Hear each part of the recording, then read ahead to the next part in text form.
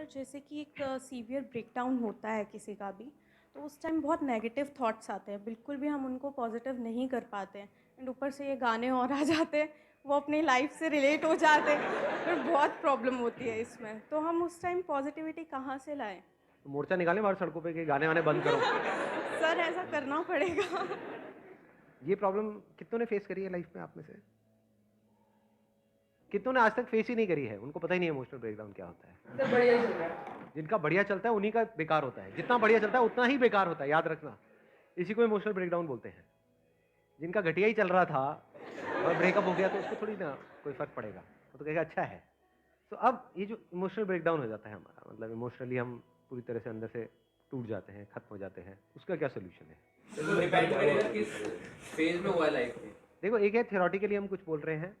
Theoretically हम क्या बोल सकते हैं कि ऐसा करना चाहिए, वैसा करना चाहिए, वैसा करना चाहिए, बट वही कहते हैं ना कि जिस पे बीतती है उसी को पता लगता है। हाँ, यस सर, है ना? हाँ, क्योंकि दिमाग काम करना बंद कर देता है उस टाइम पे। उस टाइम पे बातें समझ नहीं आ रही होती है, क्योंकि अंदर तक बंदा पूरी तरह से हिल जाता है, बुरा हाल हो जाता है। बिल्कुल ऐसा है जैसे जिसको हम ब्रेकअप बोलते हैं, वो पता है कैसा है? बिल्कुल ऐसा है जैसे आपका कोई बॉडी का पार्ट है, या मान लो नाखून है, उसको कोई प्लास से पकड़े और पकड़ करके खींच दे, तो फिजिकली कितना दर्द होगा? सोचने भी दर्द होगा। सोचने में ही दर्द हो रहा है, तो सोचो अगर एक्चुअल में कोई कर दे तो फिजिकली कितना दर्द होगा? बहुत दर्द होगा। ऐसे ही इमोशनली अगर किसी के साथ में बहुत ज़्यादा अटैच्ड हो जाते हो और आपका टाइम बहुत अच्छा चल रहा होता है and you feel as if कि भाई अब तो हम कभी अलग हो ही नहीं सकते, और उससे अलग हो जाओ एकदम से, तो उतना ही दर्द होता है, अंदर तक हालत खराब हो जाती है। कुछ भी समझ नहीं आ रहा होता है कि क्या करें, दिमाग काम करना बंद कर देता है, क्योंकि वो पेन हमारे ऊपर बहुत ज़्यादा हावी हो जाता है। तो अब ऐसी सिचुएशन में क्या करना चाहिए? सर अपने पैशन को फॉलो करो। नहीं सर, वो जैसे पेन से बाहर निकलने के लिए अपने आप को उसे मतलब उसी में बताने की कोशिश करना चाहिए। Sir accept and move on. इसका मैं एक्चुअल में आपको बता देता हूँ सोल्यूशन क्या है। एक है थ्योरेटिकल सोल्यूशन, वो क्या है कि हम अपने आप को मजबूत बनाएं, एक्सेप्टेंस, हम एक्सेप्ट कर लें। ये सब एक्चुअल में सोल्यूशन नहीं है। एक्चुअल में पता है इसका क्या सोल्यूशन है? जब ऐसा कुछ हो रहा हो, जैसे फॉर एग्जांपल मैं आपको अगर अपना एग्जांपल बताऊं क्या होता है, जैसे फॉर एग्जांपल मेरे दांत में मेरे को कोई ट्रीटमेंट कराना है, तो मैं अपने उसको डेंटिस्ट को बोलता हूं कि जो पेन किलर है वो मत लगाओ, I want to observe the pain. तो मैं अपनी चॉइस से उस पेन को एक्सपीरियंस कर रहा हूं, ये देखने के लिए कि मेरी अपनी कैपेबिलिटी क्या है, कितना दर्द मैं सह सकता हूं। तो don't run away from it. ये जो इमोशनली हमारी जो इतनी बुरी हालत है, इमोशनल ब्रेकडाउन है, if you try to suppress it, if you try to divert your attention from it, ये सब काम नहीं करेगा और कॉम्प्लिकेटेड होता चला जाएगा। फेस इट कि देखता हूं मेरी लिमिट क्या है, मेरी थ्रेशोल्ड लिमिट क्या है, मैं कहां तक दर्द को सह सकता हूं या सह सकती हूं। तो वहां से आपको एनर्जी मिल जाएगी। अगर उस लिमिट को आप बढ़ाने के लिए एक्ट करोगे तो just be one with it, मतलब उसके साथ में जुड़ो, उससे उससे भागो मत। मतलब you are feeling bad, just be one with it, मतलब अपने आप को अंदर से बोलो आराम से अकेले में बैठ करके कि देखती हूं मेरे को कितना बुरा लग सकता है, I am not afraid, let me see कि मेरी लिमिट क्या है, मैं कहां तक सह सकती हूँ, देखती हूँ कि मैं मरती हूँ या नहीं मरती हूँ बिकॉज ऑफ दिस पेन, देखती हूँ ये पेन मेरा क्या करता है, देखती हूँ क्या थॉट्स आ सकते हैं मेरे माइंड में, किस लेवल का। रोको मत थॉट्स को, डोंट से कि नहीं मेरे को उसके बारे में नहीं सोचना है, सोचना है। देखती हूँ क्या हो सकता है, देखती हूँ इसकी अपर लिमिट क्या है, मैक्सिमम कहां तक जाती है। तो once you start pushing your limits, अब आप देखते हो तो कोई बड़ी बात नहीं है, आपको ये रियलाइज हो जाए अंदर से कि ये सब जो साइकोलॉजिकल लेवल पे जो होता है ना, एक है फिजिकल पेन जिसकी मैंने बात करी वो नाखून वाले की, उसमें तो एक्चुअल में दर्द होता है। ये जो साइकोलॉजिकल पेन है, this is subjective, this is not objective.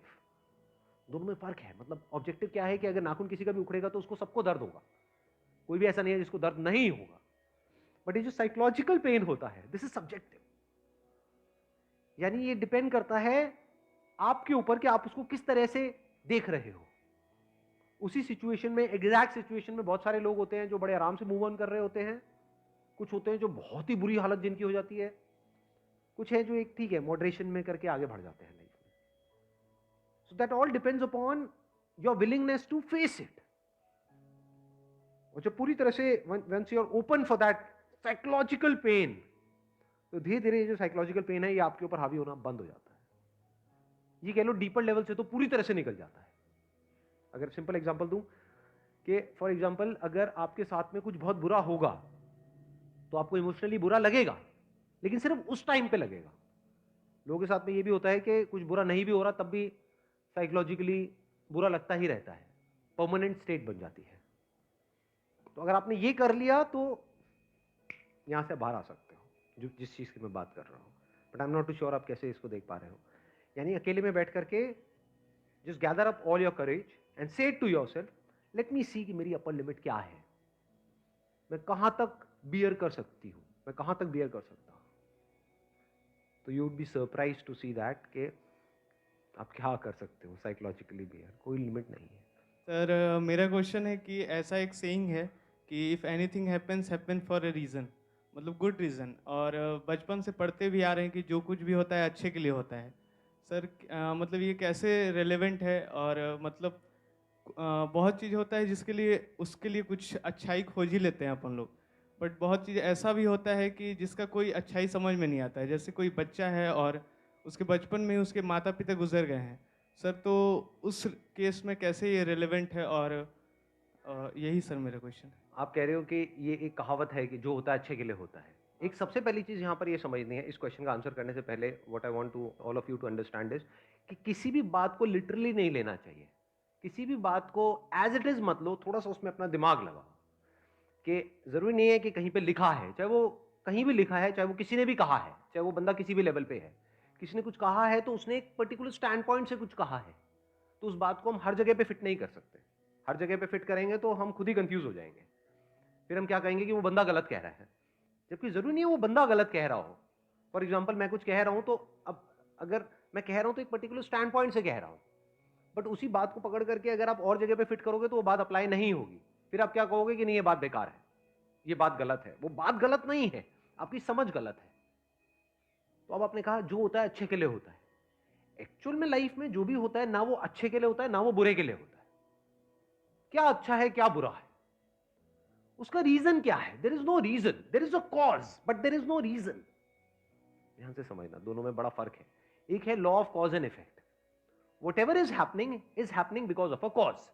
Earthquake आया उसके पीछे कॉज है, मान लो बाढ़ आई कहीं पर उसके पीछे कॉज है, किसी का एक्सीडेंट हुआ कोई ना कोई कॉज है। बट रीजन क्या है? ये रीजन कहां होता है? ये रीजन आदमी के माइंड में होता है। हम रीजनिंग करते हैं थ्रू आवर इंटेलेक्ट, कि हम बोलते हैं अच्छा ये हुआ, इसके पीछे ये वजह है। दैट वजह may be different from a cause. Cause and effect can be measured scientifically, but reason is born in the mind, कि हम खुद एक रीजन दे रहे हैं कि अच्छा ये हुआ, ये अच्छे के लिए हुआ, ये हुआ, ये बुरे के लिए हुआ, ये अच्छा हुआ, ये बुरा। ये जो अच्छा और बुरा है ये सिर्फ हमारे माइंड में है। इस यूनिवर्स के पॉइंट ऑफ व्यू से कुछ भी अच्छा बुरा नहीं है। हर एक चीज के पीछे कॉज होता है, एक इफेक्ट होता है। अगर वो कॉज है तो वो इफेक्ट आना ही आना है, दुनिया की कोई ताकत उसको रोक नहीं सकती है। So now what needs to be understood here is कि हम खुद अपना एक मतलब निकाल रहे हैं, हम खुद उसको मीनिंग दे रहे हैं। जो हो रहा है इस दुनिया में उसको कोई मीनिंग नहीं है। मान लो कोई जानवर है, वो दूसरे जानवर को खा रहा है, अब इसमें क्या मीनिंग है? वो खा रहा है क्योंकि उसको भूख लग रही है। क्या वो अच्छे के लिए हो रहा है? क्या वो बुरे के लिए हो रहा है? हाँ, एक के स्टैंड पॉइंट से देखोगे तो आप उसको बुरा भी बोल सकते हो जो मरा, लेकिन जिसका पेट भरा उसके पॉइंट ऑफ व्यू से अच्छा भी बोल सकते हो। बट ये भी सिर्फ हमारे स्टैंड पॉइंट्स हैं जो हम अपना हिसाब किताब लगा रहे हैं, क्योंकि जो आज उसको खा रहा है कल उसको भी कोई और खा जाएगा। तो अब क्या अच्छा हो रहा है क्या बुरा हो रहा है? सो अब यहाँ पे जो बच्चे वाला आपने एग्जाम्पल दिया, बच्चे के पेरेंट्स की डेथ हो गई, तो अब ये क्या अच्छे के लिए हुआ है? बिल्कुल भी अच्छे के लिए नहीं हुआ। इसमें क्या अच्छा है? क्योंकि एक बच्चे के लिए माँ बाप का होना बहुत जरूरी है, क्योंकि एक माँ बाप से ज्यादा उस बच्चे की केयर कौन कर सकता है। तो ये जो हुआ बुरा हुआ, नहीं होना चाहिए था लेकिन हुआ, अब हो गया है। अब क्या करें? अब उस बच्चे को क्या करना चाहिए? जिंदगी भर बस बैठ करके रोता रहे? नहीं। उसको क्या बोलना चाहिए? बहुत बुरा हुआ तेरे साथ में, तेरी क्लास में इतने सारे बच्चे और भी हैं, तेरे स्कूल में इतने सारे बच्चे और हैं, लेकिन किसी के साथ ऐसा नहीं हुआ, तेरे साथ में हुआ, तेरे साथ में बहुत बुरा हुआ। तो उस बच्चे की क्या हालत होगी? मेंटली उसकी कैसी कंडीशन हो जाएगी? और खराब। बेटर होगी या खराब होती चली जाएगी? खराब। और खराब होती चली जाएगी। दूसरी तरफ से अगर हम उस बच्चे को बोले कि देख जो तेरे साथ में हुआ वो अच्छा नहीं हुआ, लेकिन पास्ट में ऐसा और भी लोगों के साथ में हुआ था, जब हुआ उस वक्त बहुत बुरा लगा, लेकिन ये होने की वजह से देख आज वो बच्चे उन्होंने लाइफ में क्या क्या किया। मान लो ये है, ये है, ये है, ऐसे 10 लोग हैं, देख उन्होंने क्या किया, तो वो कर सकते हैं तो तू भी कर सकता है। अब क्या हो रहा है यहाँ पे हम क्या कर रहे हैं?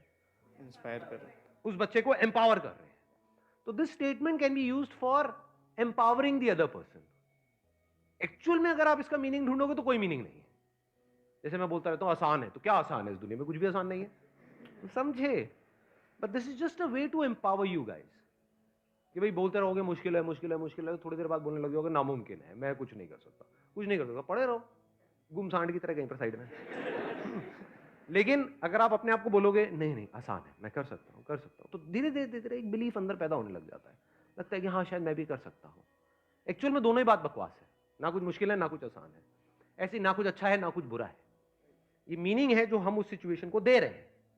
अगर हम बोलते हैं कि जो हुआ अच्छे के लिए हुआ, तो शायद हमारा दिमाग उसकी एक ऐसी साइड को देख ले जहां से हमको कुछ एनर्जी मिले।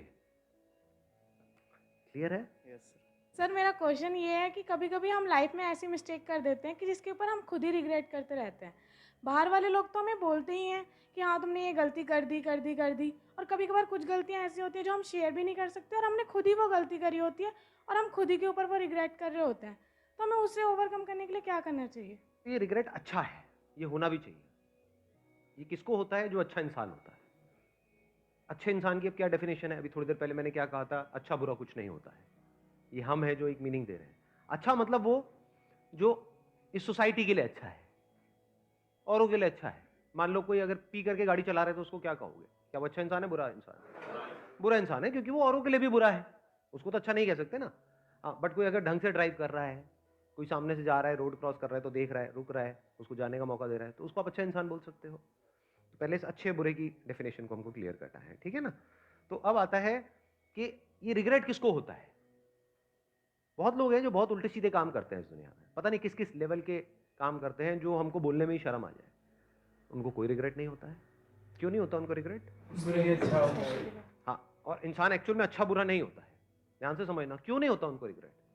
जिनको बोलते हैं बिल्कुल हार्डकोर क्रिमिनल्स, जैसे आप ये सारे सीरियल्स में देखते हो, ये सीरियल्स नहीं आते आजकल, क्राइम पेट्रोल, सावधान इंडिया। 4 साल पहले देखा था, छोड़ दिया। अच्छा, उसमें आए तो नहीं ना आप? तो अब बुरा इंसान क्या कोई माँ के पेट से निकलता है कि वो बुरा पैदा हो गया, वो अच्छा पैदा हो गया? ऐसा होता है क्या हुआ? उसने कभी ना कभी कोई ना कोई गलती करी, लेकिन उसके अंदर रिग्रेट नहीं हुआ वो गलती करने के बाद में, या रिग्रेट हुआ भी तो हल्का फुल्का हुआ। उसके बाद में वो आगे और सिचुएशन बिगड़ती चली गई। आज उसकी हालत ऐसी हो गई, बिल्कुल पत्थर का दिल हो गया उसका। वो कुछ भी कर दे उसको कोई रिग्रेट नहीं होता है। So all I can say is ये रिग्रेट होना अच्छा है। तो डोंट टेक इट नेगेटिवली, क्योंकि इस क्वेश्चन का एक आंसर ये भी हो सकता है मैं आपको कहूं कि नहीं रिग्रेट नहीं होना चाहिए, मूव ऑन इन लाइफ, ये वो। But if you start moving on, अगर आप कुछ गलत करोगे किसी के साथ में, रिग्रेट तभी हो रहा है जो आप किसी को बता तक नहीं सकते कि आपकी एक्चुअल में गलती है, तभी रिग्रेट हो रहा है ना। कि आपको पता था कि ये नहीं करना चाहिए लेकिन गलती हो गई और आपको रिग्रेट हो रहा है, तो ये अच्छा है। This is a sign that you are a good human being, you are good at heart.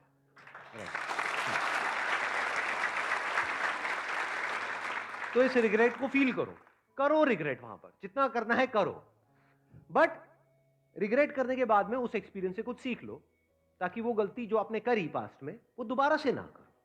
ठीक है? क्लियर है? Yes sir. चलो, Thank you. Please have a seat. Wish you all the best. Thank you so much for coming.